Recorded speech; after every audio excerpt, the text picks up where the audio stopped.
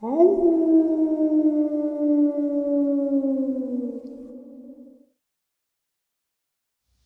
greetings and salutations, everyone, and welcome to, depending on wherever you may live, or however you look at your clock, the middle of the night or early morning bonus upload.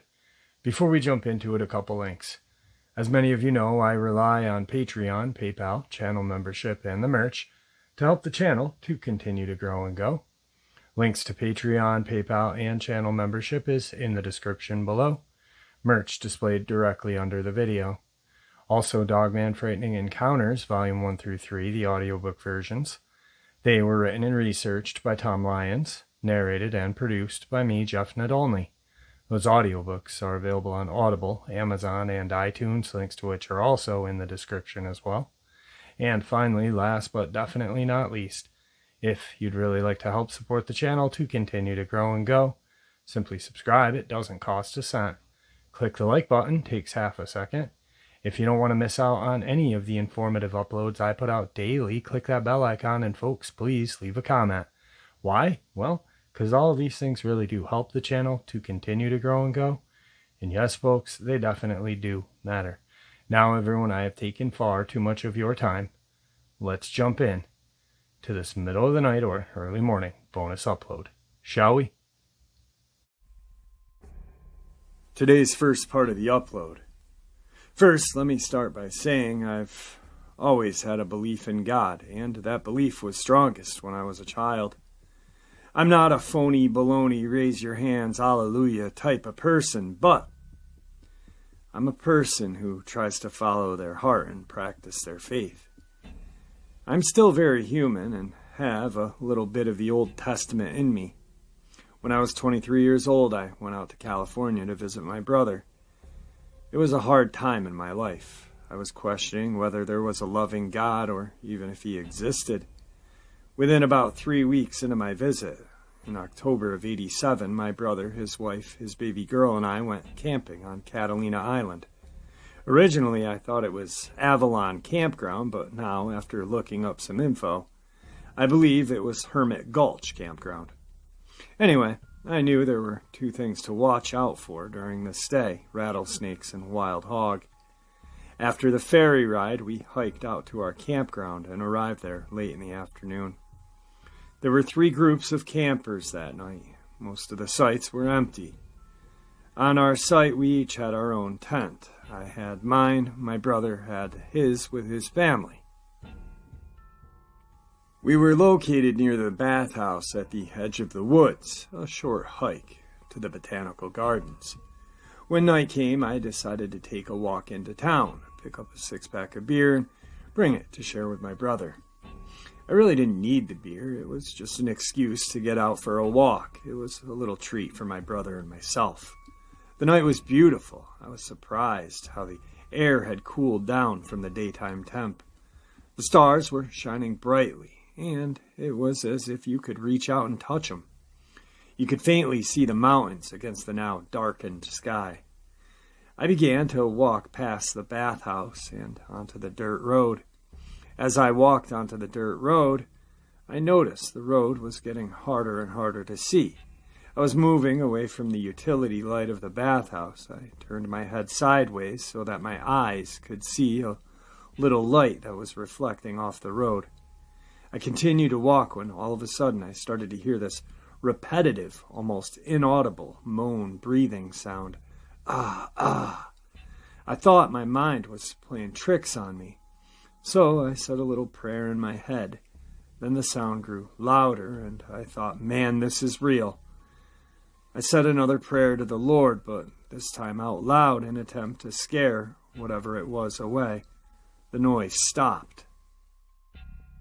I didn't want anything to do with the noise. I continued walking and eventually started to come out of the darkness back into the light of another utility light. There were now horses on my right, greeting me with their snorts. I thought maybe this was what I heard, reverberating off the ground while I was walking toward the horse. I thought, Pete, you're losing it. I continued to walk, and now the golf course was on my left. As I looked around, I remember thinking, There's not a soul around. This place just really shuts down at night. I walked along and past the parked golf carts and continued until I was across from the outbuilding, when all of a sudden the horses that I had passed moments earlier freaked. And I mean freaked. I thought either a fight had broken out or they were aware of my presence. Funny thing was that most of them were running straight toward me. I got off the road and approached the barbed wire fence. Some of them came to a stop not far from me.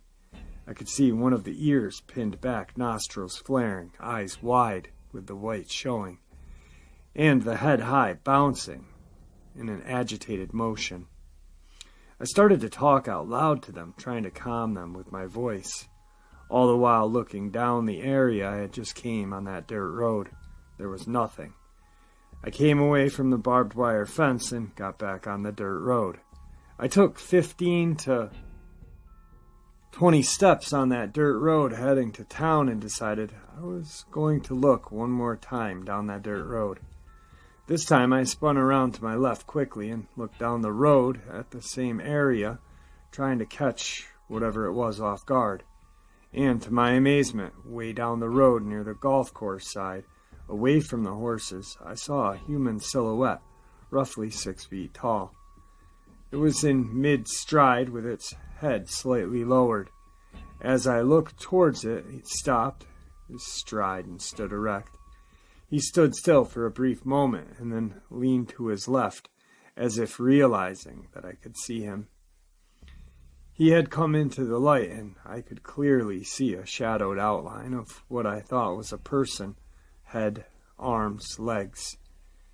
He next took off like a professional baseball player stealing second, but instead, sliding feet first behind a small group of bushes, he came into them at full speed in a crouched position, stopping dead behind the bushes.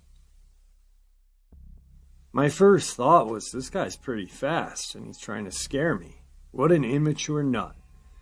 What if I take my 6'1", 220 bodybuilding self over there and put a little scare into him? However, just before I could do this, I saw his head pop up and recede twice behind the bushes.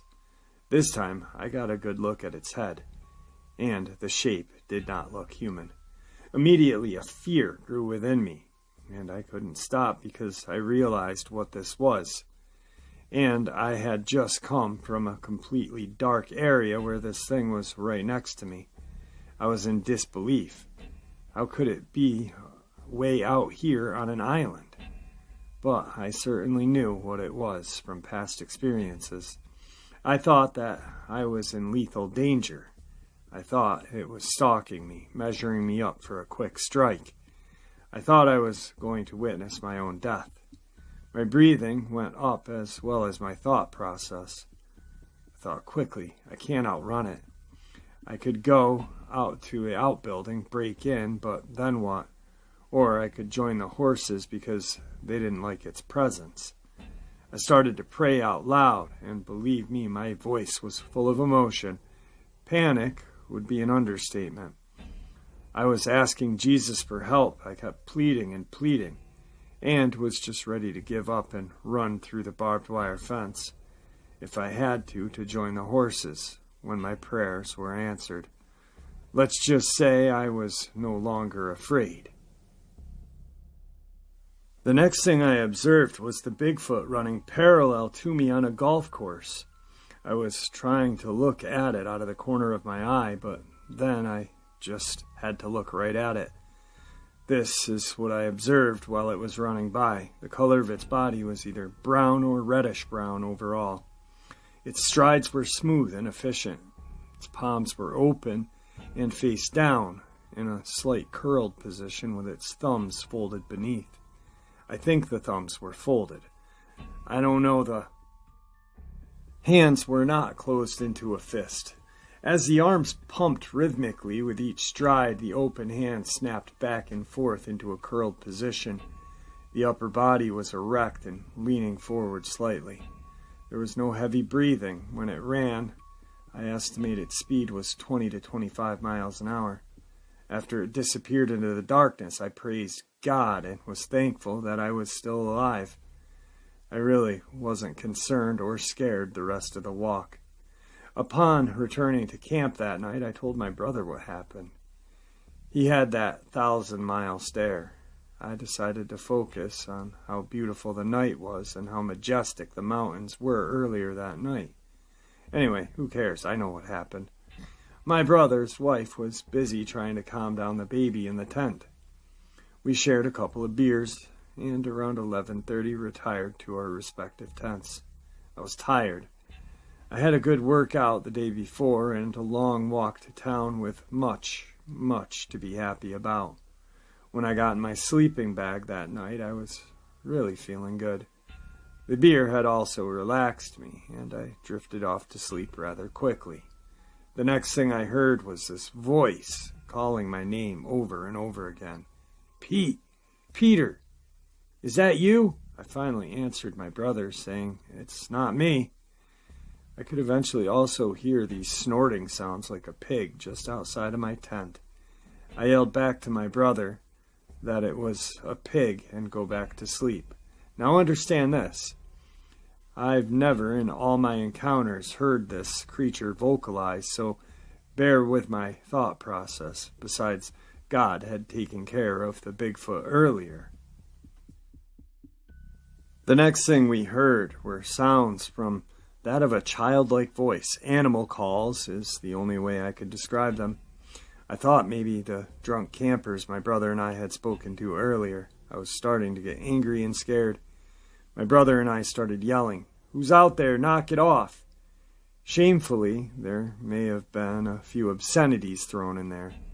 We were both yelling at it to stop, and then the sound changed. This time, the sound I heard was like a cat in a fight, but only much louder. I was thinking, human? No, that's definitely an animal. I kept going back and forth with this thought. It drowned out 2 screaming adult males. All 3 sounds it made never overlapped and didn't sound like they were coming from ground level. My sister-in-law was hysterical. My brother and his wife were yelling for me to come out of the tent because I had a knife. I was almost paralyzed with fear, and yes, I was praying. I yelled back to my sister-in-law to ignore it. I don't know if what I did next was the most rational thing to do, but I was tired of them and it yelling at me. And what if it was one of the campers pulling a prank? As soon as I unzipped the tent, the noise stopped. When I came out shaking with the knife in hand, don't worry, the knife was just for show at the time. I really don't think I would have used it, even if I had to. I could hear something shuffling the leaves in the woods.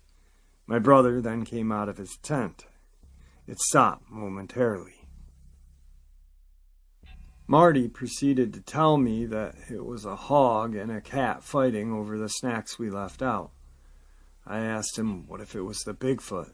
He persisted with his theory, and then he went back to his tent to console his wife. As soon as my brother left, the leaves captured that movement of whatever it was, but this time you could distinctly hear it moving on 2 legs.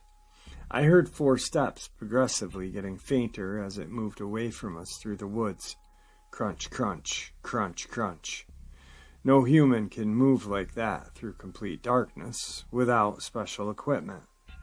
I knew without a doubt that our friend had returned. I remember thinking, who cares? No one's ever going to believe me. We all slept in the same tent that night. I was on the side of the tent by the woods and didn't get a wink of sleep. My mind was racing the whole night on all of the events that had happened. The next day, I looked for tracks but found none around the picnic table. There were snacks on the table, beer, and possibly a soiled diaper. But 2 of the bottles that still had beer in them were gone. This may sound ridiculous, but this is the truth. I wanted to stay the next day, but my sister-in-law didn't want anything to do with it. Oh, by the way, Neither I nor my brother were drunk during this encounter. Honest to God, this is a true story, I swear. Here's a description of Catalina Island. Catalina Island is one of the Channel Islands about 20 miles off the coast of LA. The island is about 76 square miles, of which most 88% is uninhabited by people. 42,000 acres of land set aside for the unique ecosystem. A diverse habitat is home to thousands of species of native plants and animals. It also supports feral animal, including cat, hog, goat, and buffalo, although the goat are being eliminated. 2 of these unique animals can't be found anywhere in the world, and they are the beachy ground squirrel and the Catalina fox. Now, this is my own kind of view on what happened that night. I honestly don't think that what he saw was a Sasquatch. I really honestly think that what he saw that night was either a dogman or, according to Kuhnbo's types, is a type 3. Which resembles a dog lacking a tail. Very muscular. He didn't see the face. The noises it was making were really not in line with what a squatch makes. More or less with what a dogman would make. Also, the population of goat is getting completely wiped out on the island. Now, a squatch will, depending on how hungry it is, it'll hunt. We all know it'll hunt. It'll hunt deer, but I really don't think that it's going to completely eliminate a whole species. I really honestly think that squatches are a lot smarter. I've heard that they actually can herd animals like cowboys do when herding cattle. So I think they would be a lot more careful with their food resources, more so than a dog man. But, this is just, it's based on theory and speculation. I'm not saying I know anything. So it's just my theory. And if you want to go with that one, go with that one. And if you don't, go with the Bigfoot theory. It's either or. So moving on. Now the next part of the upload is something I really don't do a lot of, which is discussing legend and stuff like that. Yes, periodically I do it, but I don't know, and especially stuff that people may have heard about, but I kind of want to share this with some people or you guys because some of you may not have heard about this. So here goes. We've all heard of the story of the United Kingdom's Black Shuck, the Demon Hound.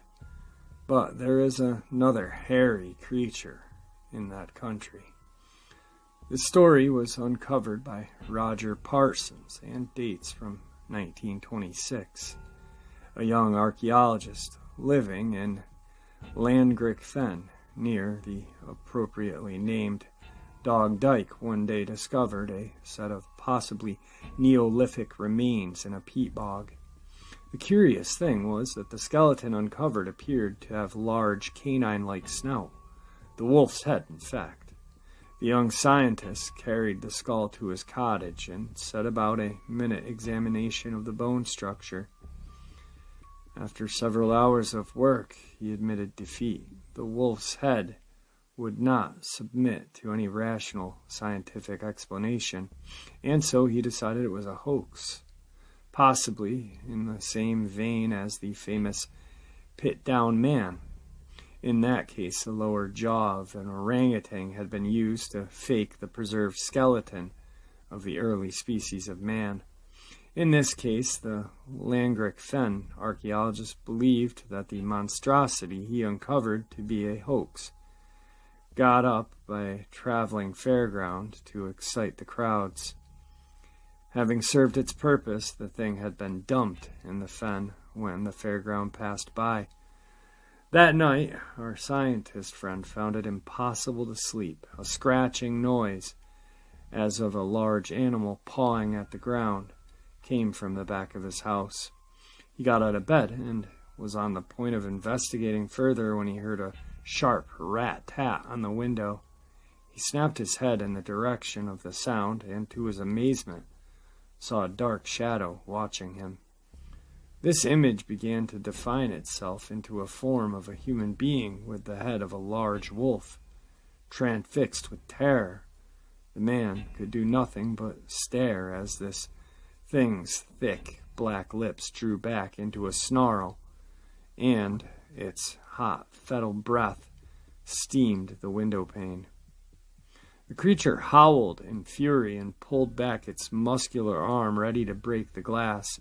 In that instant, the scientist recovered his wits and ran for the door. As he fled to the kitchen, he heard the shattering of glass behind him and the paddling of paws upon the bare boards of his bedroom floor. The scientist locked himself into the pantry and curled up, tight, quivering in a ball. All through that night he heard the clicking of long, uncut claws and the shuffling of twisting nostrils. At last, the first hint of dawn crept under the pantry door, and the scientist eased back the bolt and stepped outside.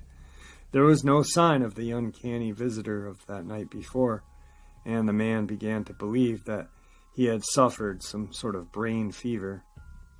On entering his bedroom, however, he found evidence of the supernatural visitation. The table whereon he had placed the skull was overturned, and the window of the room was shivered into fragments. He wasted no time in snatching up the skull and hastened to the burial site. He threw the strange head back into the hole and covered it over with several layers of peat. And from that day, the Werewolf of Dogdyke had been laid to rest. Well, there you have it, folks. Some very interesting lore and experiences to either end the night or begin the day. I'd like to thank you all for supporting the channel.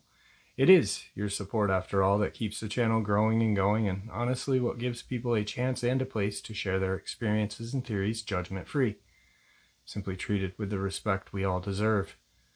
Everyone, please stay safe, happy, healthy, and ever vigilant, keeping an eye on our children, our pets, our family, and friends. These creatures are real, they're out there, and dangerous. Share this information with those you love and care about, and it may just help save their lives someday. Until next time, never stop asking questions, never stop searching for answers, and God bless.